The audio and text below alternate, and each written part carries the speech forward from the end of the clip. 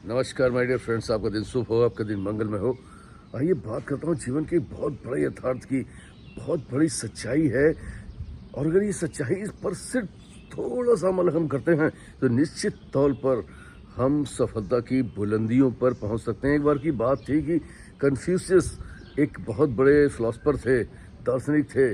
वो एक बार एक पहाड़ी पर टहल रहे थे। पहाड़ी के पास पे ही एक खेत था। खेत में एक किसान अपने बेटे के साथ कुएं से पानी खींचता था बाल्टी से, और उसको फिर जाकर के अपने खेत की सिंचाई करता था।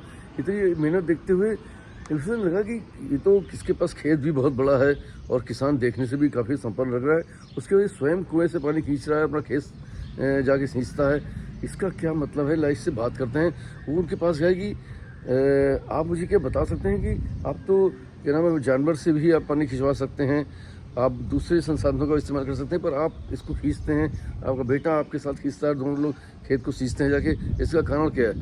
उसने कहा कि बहुत सिंपल सा कारण है कि मैं जो हूँ, मेरा बेटा क्षय रोग से पीड़ित हो गया था और काफ़ी समय से बेड पे था, और काफ़ी इलाज कराने के बाद भी लगा कि वो स्वस्थ नहीं हो पाएगा। तो उसको जो है मैं अपने खेतों में लाने लगा, और मेरी देखा देखी जो है उसने भी मेरा हाथ बटाना शुरू किया, और हाथ बटाने में वो जो है मेरे साथ पानी डालना शुरू कर दिया। और धीरे धीरे ये स्थिति आई कि अब वो पूरी तरीके से स्वस्थ है।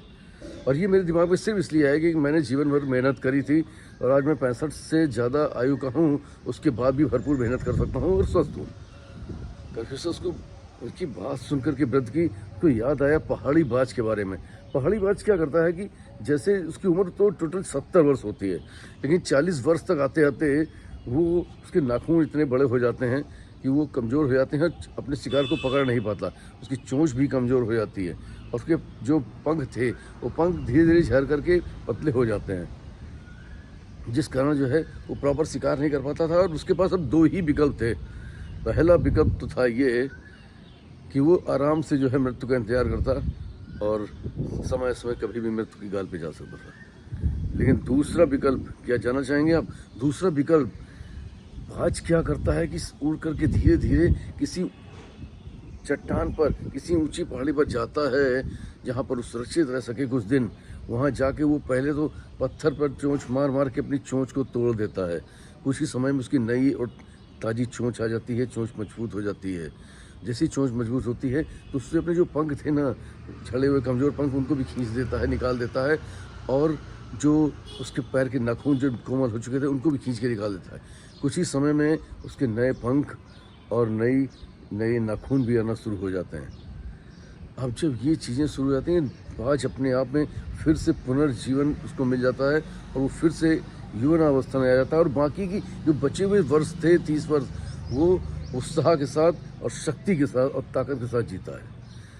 अगर ये उस समय इस दर्द को न सहन करता, क्योंकि उन 3 महीने, 2 महीने, 3 महीने जो लगते हैं बाज को, उसमें बाज को अपार कष्ट सहन करना पड़ता है।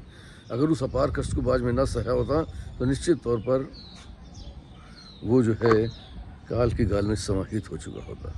दोस्तों, हमारी लाइफ में भी कुछ ऐसा होता है कि लाइफ में हमारे पास कठिन परिश्रम का ऑप्शन आता है, लेकिन परिश्रम कठिन होने की बजाय के कारण, दर्द होने के कारण हम उस ऑप्शन को नज़रअंदाज कर देते हैं, और अंततः हम परेशान ही रहते हैं।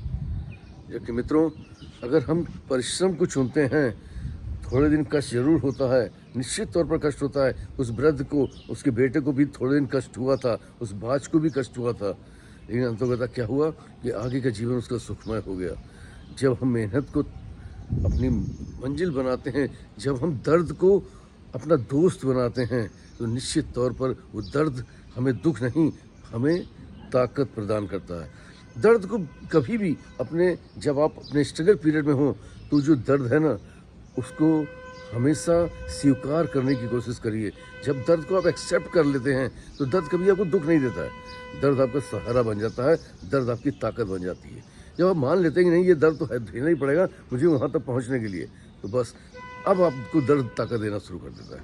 और लाइफ में ये निरंतर याद रखना है कि कभी भी कोई भी दर्द लिए बिना, बंद किए हुए स्ट्रगल किए बिना आप ऊंचाइयों पर नहीं पहुंच सकते हैं, नहीं आप वो जीवन ले सकते हैं जो जीवन आप चाहते हैं। तो दर्द को स्वीकार करना सीखिए। देखिए, ये दर्द आपकी ताकत बनता है और आपको वहाँ लेकर के जाता है जहाँ पर आप जाना चाहते थे, या जहाँ जाने के लिए आप इस धरा पर आए। Wish you all the best. Thank you. Thank you very much everyday, I love you और फिर मिलूंगा किसी प्यारी कहानी थॉट साथ आपका दोस्त संजन। तब तक के नमस्कार। दर्द को स्वीकार करना सीखिए।